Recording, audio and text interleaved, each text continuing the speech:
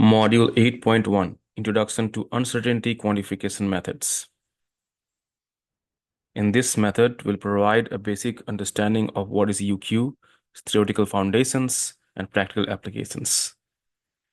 In this particular submodule, we'll go through some of the fundamental principles of what is UQ, what is an error, what types of error, and understand the strengths and limitations of UQ tools. So what is UQ? Uncertainty quantification is a very popular technique for any modeling methodologies, and it's basically used for quantifying, managing, and reducing uncertainties in mathematical models and simulations. It involves understanding how uncertainties in input variables, model parameters, and other factors, which might sometimes may not be known, propagate through a model to affect the output. So in uncertainty quantification, usually in addition to predicting a single value, such as the bulk modulus of a material, we try to have a measure of variability, such as a range of bulk modulus in terms of variance, standard deviation, and range. So we had already gone through the variance and standard deviation and such concepts in the first module when we were talking about the mathematical foundation. So usually you can think of doing a UQ with just multiple trials or multiple sampling, but UQ could be more than that. UQ could be of different types. So some of the common types are aleatoric uncertainty and epistemic uncertainty. Aleatoric uncertainty, also known as statistical uncertainty, is an inherent variability or randomness in the system or environment. For example, variation in material properties, environmental conditions, manufacturing tolerances. To treat it, we can use something like probabilistic methods such as Monte Carlo simulation, stochastic processes, and statistical analysis. And these are very difficult uncertainty class to deal with. Now, epistemic uncertainty, also known as systematic uncertainty, is somehow tackleable. So in this sort of epistemic uncertainty, we would try to uh, deal with how we can improve the incompleteness of models, how can you have better measurement errors and approximate the numerical methods.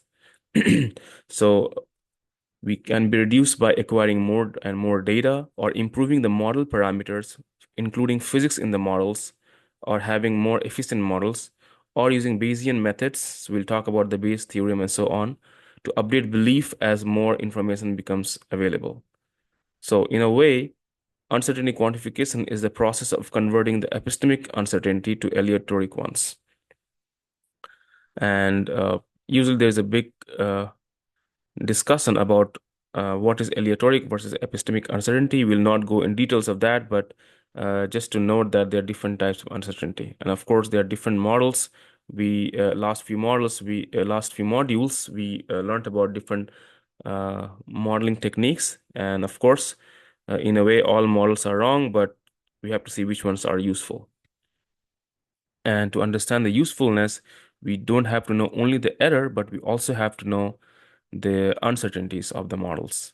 So an example of uncertainty is throwing dart in a dart game. So you can throw just a single dart on a board, or you can have a set of throws. So just using one throw of the dart, you can calculate the accuracy, or you can have multiple such throwing, and you can see what is the standard deviation of that throwing of the dart. And of course, as you can see, if you can have a multiple sampling or multiple throwing, then you can have better measure of uncertainty. Now, so how many throws to do and what are the best throwing techniques, for example, it could be very random or it can be very systematic, right? So based on that, we can have different sampling techniques, different throwing, for example, here. So what will it enable us is improved decision making. So if you, for example, have 10 people who are throwing darts on a board, you can try to either get uncertainty of their prediction or uncertainty in their throwing the darts on the board, either as one throw or as a collection of, for example, 10 throws and take a measure of that. And based on that, you can judge which is the best winner of that competition and so on. Or you can just have one throw each. But the the disadvantage of just throwing one throw is could be purely luck, right? So, but if you let them throw multiple of those throws, then it will give you really a good confidence in really who is a really good winner across a different uh, throwing. So, of course, in this way, it will help improve decision making. So, it will have a measure of confidence and not just something of fluke or luck. And it will help us to understand the risk assessment. So, because we are doing multiple trials, it will help us mitigate the risk. Also, it will also help us to get the resource optimization. So it enables us in efficient allocation of resources because we know which models are have less uncertainty. And model validation, so it's not just a single uh, sample of model validation, but actually provides you a confidence in the overall modeling strategies. So there are a few common jargons that we have to be familiar with. Uncertainty quantification, for example, precision and accuracy. So precision is an indication of the level of random error. So precision refers to the consistency or repeatability of measures. It indicates how close the repeated measurements of the same quantity are to each other. Now, accuracy is a different topic. So accuracy is an indication of level of systematic error. So accuracy refers to how close a measurement is to the true or accepted value of the quantity being measured. Accuracy and precision are typically qualitative terms, and you can see on the schematic below that in the left-hand side, you can see a low precision and low accuracy. So barely any of the darts are hitting the red spot, or and even most of them are very scattered. On one on the right, you can see low precision, high accuracy. You can see that there are a lot of darts who are actually hitting the board around the red circle, but of course there are variability. On one on the right, you will see that there's a high precision and low accuracy. Most of the darts are hitting at the same spot, that is highly precise throw, but they have low accuracy. On the right is what we want is high precision and high accuracy. Sometimes it's very difficult to get high precision and high accuracy, and in practical scenarios, and what we have is high precision and low accuracy. That is also okay. Then you can have something like a scissor shift or a shift of the uh, measure, and then you can get better accuracy and so on. But even either the third or fourth case is a very could be useful for modeling and validation. So now applications of UQ in mechanical engineering, there are many. For example, fatigue and fracture mechanics for structural analysis to analyze and predict the lifespan of materials and structure under cyclic loading. You don't want to have only one cycle of the load, but you want to have multiple such loading to understand the confidence of the model. Same thing is very relevant for safety and reliability. So we'll talk about in several modules about how important it is to have several sigmas of the or the standard deviations of the predictions. Thermal analysis, similarly, if you want to have a thermal management, such as for electronics, engine cooling, and HVAC systems, you don't want to have only one sample, but multiple samples. Fluid dynamics and porous media, material science, of course, you can have property predictors such as yield strength, elasticity, and so on. And you want to have multiple measurements to have uncertainty quantification, dynamics and vibration analysis, manufacturing processes and control system and robotics. So some of the key principles that we'll be talking about in the next module is the probability distribution. So how to describe how likelihood of the different outcomes. So it's more than just throwing a coin and having head and tail and so example.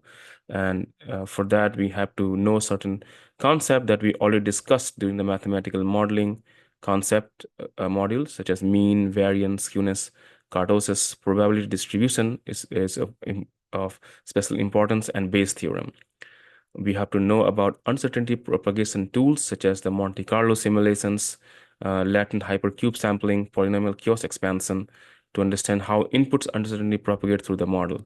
However, really primarily focusing on Monte Carlo sampling or simulation. And latent hypercube sampling and polynomial chaos expansion are just a better way of doing such kind of sampling.